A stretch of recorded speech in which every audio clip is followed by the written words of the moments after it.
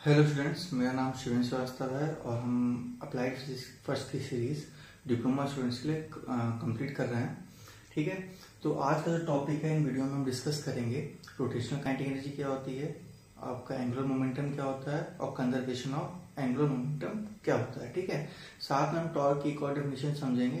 पहले हम डिस्कस कर चुके हैं टॉर्क क्या होता है, लेकिन इन टर्म्स ऑफ जो न्यूटन्स का सेकेंड लॉ ऑफ मोशन था उसके अकॉर्डिंग हम इसको डिस्कस करेंगे। ठीक है, तो पहले हम बात कर लेते हैं रोटेशनल काइनेटिक एनर्जी होता क्या है। ठीक है, लीनियर मोशन में जैसे हमको पता है कि बॉडी में अगर वेलोसिटी आ जाती है तो उसकी जो काइनेटिक एनर्जी होती है हाफ mv² होती है। ठीक है, सेम चीज अगर रोटेशनल में अगर पार्टिकल की जो बॉडी है किसी एक एक्सिस के अबाउट क्या घूम रही है तो उसमें कौन सी एनर्जी होती है, रोटेशनल काइनेटिक एनर्जी होती क्या है उसको डिस्कस करते हैं।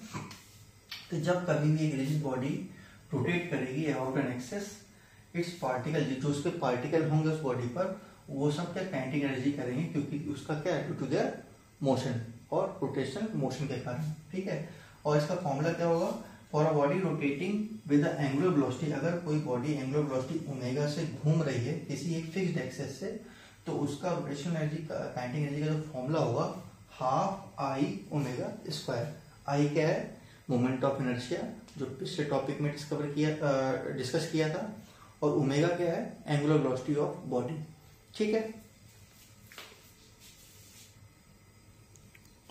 तो हम बात ये कर लेते हैं। तो काइनेटिक एनर्जी का फॉर्मूला क्या है रोटेशन में, हाफ आई ओमेगा स्क्वायर, जिसकी यूनिट क्या है, जूल है। ठीक है, एसआई में जूल में मेजर करते हैं एनर्जी को। आई क्या है, मोमेंट ऑफ इनर्शिया उस एक्सिस के अबाउट जिस एक्सिस के अबाउट बॉडी क्या कर रही है, रोटेट कर रही है। ठीक है, और उसकी यूनिट क्या है, KG metre square. Omega angular velocity, किस एंगुलर वेलोसिटी से बॉडी घूम रही है, और उसकी यूनिट क्या है, रेडियन पर सेकेंड। ठीक है, अगर हम रोटेशनल मोशन को ट्रांसलेशन मोशन के कंपेयर में देखेंगे तो काइनेटिक एनर्जी रोटेशन में हाफ आई ओमेगा स्क्वायर है और ट्रांसलेशन मोशन में हाफ mv स्क्वायर है। ठीक है, तो इन दोनों को जब आप देखोगे m की जगह हमने क्या रिप्लेस किया है, आई से रिप्लेस कर दिया। जो हमने पढ़ा भी था, जो ट्रांसलेशन मोशन में जो काम मास करता है वही काम रोटेशनल मोशन में मोमेंट ऑफ इनर्शिया करता है। ठीक है, दूसरा लीनियर वेलोसिटी किससे रिप्लेस किया है, ओमेगा से, एंगुलर वेलोसिटी से। ये भी हमने तो एक तरीके से रिलेशन सेटअप कर रहे हैं कि रोटेशनल मोशन और ट्रांसलेशन मोशन में ज्यादा फर्क नहीं है। ठीक है, ठीक है, तो अब हम बात कर लेते हैं एंगुलर मोमेंटम क्या होता है। तो जैसे हमें लीनियर मोमेंटम का फॉर्मूला पता है, लीनियर मोमेंटम क्या होता है, मास इनटू लीनियर वेलोसिटी। ठीक है, तो एंगुलर मोमेंटम क्या हो जाएगा, it is a property of any rotating object. एक प्रॉपर्टी है किसी रोटेटिंग ऑब्जेक्ट, कोई बॉडी को रोटेट कर रही, ओमेगा से घूम रही है। ठीक है, एंगुलर वेलोसिटी ओमेगा से, तो उसका फॉर्मूला क्या होता है, moment of inertia into angular velocity. तो जहां हमने मास की बात की थी लीनियर मोमेंटम में, तो मास को रिप्लेस करेगा मोमेंट ऑफ इनर्शिया और वेलोसिटी को, लीनियर वेलोसिटी को रिप्लेस करेगा एंगुलर वेलोसिटी। ठीक है, तो आई ओमेगा, तो ये एक तरीके की वेक्टर क्वांटिटी है। इसकी साइन क्या है, केजी मीटर स्क्वायर पर सेकेंड, और डायमेंशन है ml स्क्वायर t-1। ठीक है, ये चीज आप डायरेक्टली इस फॉर्मूले से देख सकते हो। तो यहाँ पर हमने जो कोशिश की है कि कोई बॉडी है वो फिक्स्ड एक्सिस के अबाउट क्या कर रही है, घूम रही है, मतलब बॉडी उसके चारों तरफ है, पार्ट है उसका, और वो उसी एक्सिस के अबाउट, जैसे लट्टू क्या है, वो घूमता है अपने एक्सिस के अबाउट। ठीक है, तो उस केस में हमें जो मोमेंटम लगेगा आई इंटू ओमेगा लगेगा। इसका एक और रिप्रेजेंटेशन है वेक्टर फॉर्म में, उसको भी समझते हैं। तो यहाँ पर आपके दो फिगर्स बन रखे हैं। तो पहला है कि ये बॉल है किसी एक सेंटर के अबाउट क्या कर रही है, सर्कुलर पाथ में मूव कर रही है। ठीक है, तो ये इस पॉइंट के अबाउट क्या कर रही है, सर्कुलर पाथ में मूव कर रही है, तो ये सर्कुलर मोशन कर रहा है। ठीक है, दूसरी जो बॉल है वो अपने ही एक्सेस के अबाउट क्या कर रही है, घूम रही है ओमेगा से। तो इस केस में जो आपका एंगुलर मोमेंटम होगा L I, moment of inertia इस एक्सेस के अबाउट ओमेगा। ठीक है, तो ये आपका जो फॉर्मूला है इस केस में आई ओमेगा लगेगा। इस केस में क्या है, यहाँ पे पोजीशन के हिसाब से क्या हो रहा है कि सेंटर के अबाउट क्या बॉडी पूरी घूम रही है, तो इसका जो एक्सेस ऑफ रोटेशन है यहाँ पर है, मतलब बॉडी के अलग है। ठीक है, तो यहाँ पर जैसे जैसे बॉडी जाएगी वैसे वैसे इसका क्या है, यहाँ पे पी दिखा रहा है, लीनियर मोमेंटम की बात की है, आर उसका रेडियस वेक्टर है। तो इस केस में जो एल हो जाएगा आर क्रॉस पी वेक्टर। ठीक है, मतलब आपको आर वेक्टर के साथ लीनियर मोमेंटम का क्रॉस मल्टीप्लिकेशन करना है, मतलब वेक्टर प्रोडक्ट करना है, तो आपको क्या मिल जाएगा, आपको मिल जाएगा एंगुलर मोमेंटम। ठीक है, तो आर क्या है, रेडियस वेक्टर, पी क्या है, ये क्या है, लीनियर मोमेंटम। ठीक है, तो इस तरीके से हम मोमेंटम को दो तरीके से रिप्रेजेंट कर सकते हैं, एक आई ओमेगा के टर्म्स में और एक रेडियस और लीनियर मोमेंटम के टर्म्स में भी। ऐसे ही टॉर्क के साथ हम देखेंगे कि टॉर्क को हमने पढ़ रखा है, टॉर्क इज इक्वल टू पढ़ रखा है रेडियस वेक्टर इनटू फोर्स। ठीक है, अब आई टर्म्स मोमेंट ऑफ इनर्शिया के टर्म्स में पढ़ेंगे कि टॉर्क कैसे आता है। ठीक है, तो अब हम बात कर लेते हैं रिलेशन बिटवीन टॉर्क और मोमेंट ऑफ इनर्शिया के टर्म्स में क्या होता है। तो लीनियर, हमें according to Newton second law of motion से जो लीनियर मोशन का एग्जांपल है उसमें हम क्या फॉर्मूला में पता है, F बराबर एम है। एफ क्या है, फोर्स है, एम क्या है, मास है, ए क्या है, एक्सेलरेशन है। ठीक है, और हम ये भी जानते हैं टॉर्क क्या होता है, टॉर्क आर क्रॉस एफ होता है। मतलब अब सिंपल से टर्म्स में बात की जाए, आर और एफ का क्या है, मल्टीप्लीकेशन है। ठीक है, लेंथ वेक्टर इनटू फोर्स। तो यहां पर इस केस में क्या करेंगे, टॉर्क को जब लिखना होगा तो टॉर्क आर और एफ यहाँ पे लिखा है, एफ की वैल्यू यहाँ उस वैल्यू में पुट कर देंगे, एम इंटू ए। ठीक है, तो एम ए इंटू आर हो गया इतनी बार। ठीक है, लेकिन साथ में हमको ये भी पता है सर्कुलर मोशन में जो एक्सेलरेशन होता है ए आर अल्फा के बराबर होता है। कोई बॉडी अगर रोटेट कर रही है एंगुलर एक्सेलरेशन में, सर्कुलर मोशन में घूम रही है और उसमें अल्फा उसका एंगुलर एक्सेलरेशन है, तो लीनियर एक्सेलरेशन और एंगुलर एक्सेलरेशन में क्या रिलेशन होता है, a is equal to r alpha.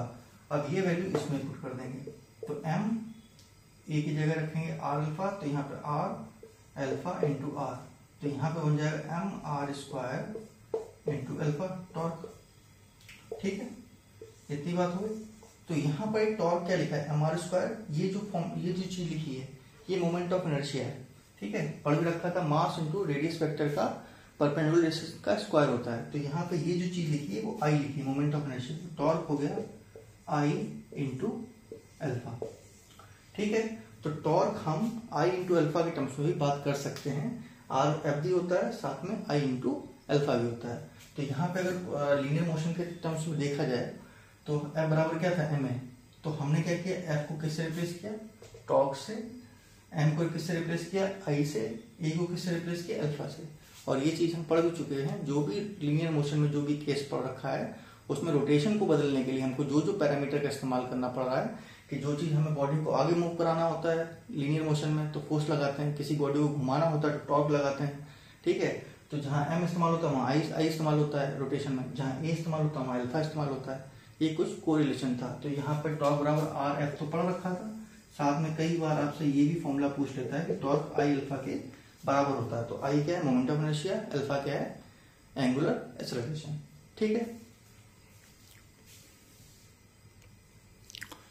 तो अब हम बात कर लेते हैं कंजर्वेशन ऑफ एंगुलर मोमेंटम। ठीक है, जब हमने लीनियर मोमेंटम का कंजर्वेशन ऑफ लीनियर मोमेंटम पढ़ा था तो हमने बात की थी कि उसका मतलब क्या था कि मोमेंटम वहां पे क्या रहता है, कंजर्व मतलब कांस्टेंट। ठीक है, कब, जब तक हम उस बॉडी पर कोई भी एक्सटर्नल फोर्स नहीं लगाएंगे तब तक क्या रहेगा, आपका लीनियर मोमेंटम क्या रहेगा, कंजर्व रहेगा। ठीक है, ऐसे ही आपको एंगुलर मोमेंटम की बात करनी है तो कंजर्वेशन की, तो कंजर्वेशन ऑफ एंगुलर मोमेंटम में क्या होगा, अब आपका एंगुलर मोमेंटम क्या रहेगा इसमें, कांस्टेंट। कब, अब जहां पे लीनियर मोशन में बात की थी फोर्स की वैल्यू जीरो होनी चाहिए, यहाँ पर किस चीज की वैल्यू जीरो होगी, टॉर्क की। ठीक है, एक्सटर्नल टॉर्क की। तो यहाँ पर क्या लिखा है, it states that for a spinning system, कोई बॉडी अगर स्पिन कर रही है, घूम रही है, तो उसको हम ये बोल सकते हैं उसके मोमेंट एंगुलर मोमेंटम में तब तक कोई भी चेंज नहीं होगा, जब तक आपका कोई एक्सटर्नल टॉर्क अप्लाई नहीं करते हैं। तो इसका मतलब क्या, जब तक हम एक्सटर्नल टॉर्क नहीं लगाएंगे तब तक उसके मोमेंटम में कोई भी चेंज नहीं आएगा। ठीक है, एल बराबर constant when torque external is equal to zero. इसको समझ भी लेते हैं किस तरीके से आता है।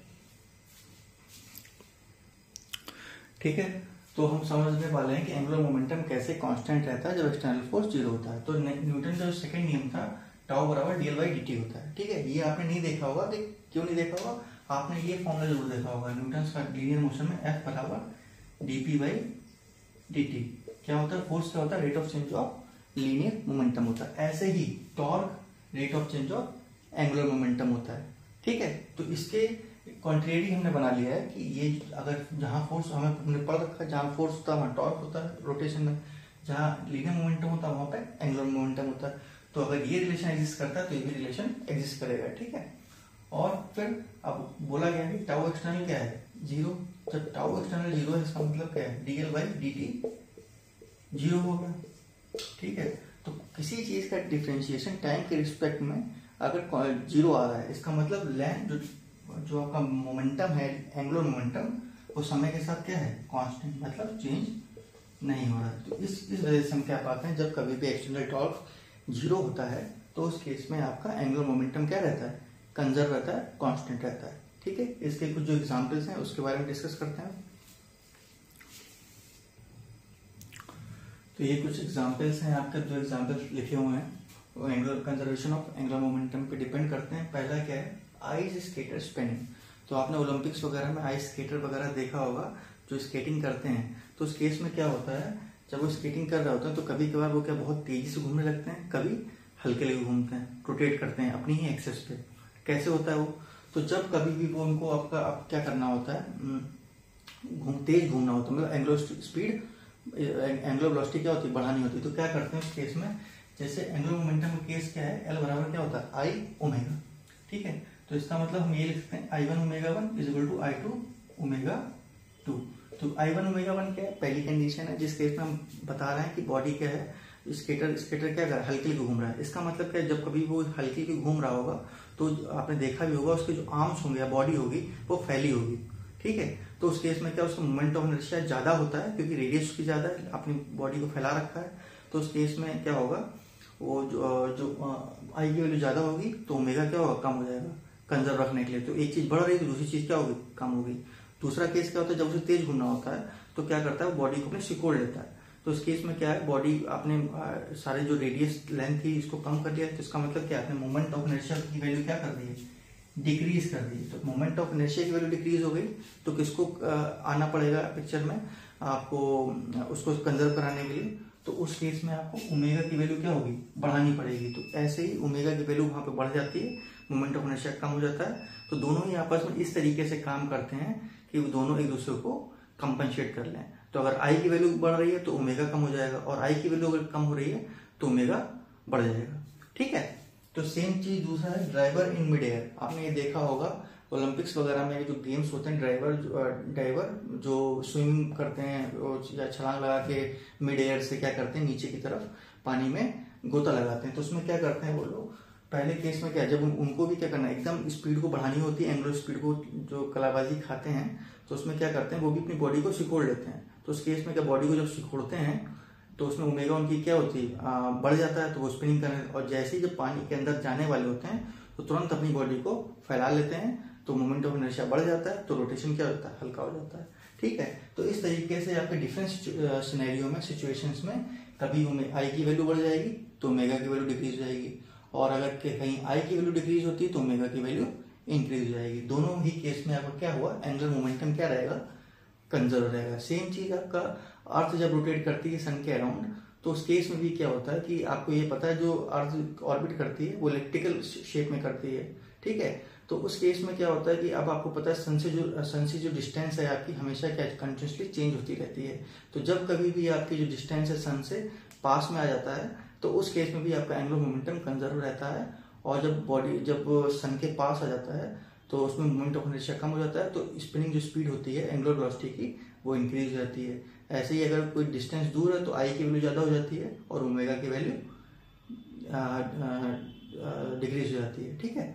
तो ये कुछ इसके एग्जांपल्स हैं, और भी एग्जांपल्स हो सकते हैं जो कि आप देख सकते हैं, आपको मिल जाएंगे इजीली। तो जो आज का टॉपिक था ये हमारा चैप्टर 5 का, रोटेशनल मोशन के बारे में बात की। तो आज हमने कंजर्वेशन ऑफ एंगुलर मोमेंटम होता क्या है, और हमने बात की कि kinetic energy, rotational kinetic energy क्या होती है, और दोनों के बीच में लीनियर और एंगुलर रोटेशन के बीच में क्या रिलेशन होता है, इसके बारे में भी डिस्कस किया। तो इस चैप्टर में इतना ही था। Thank you.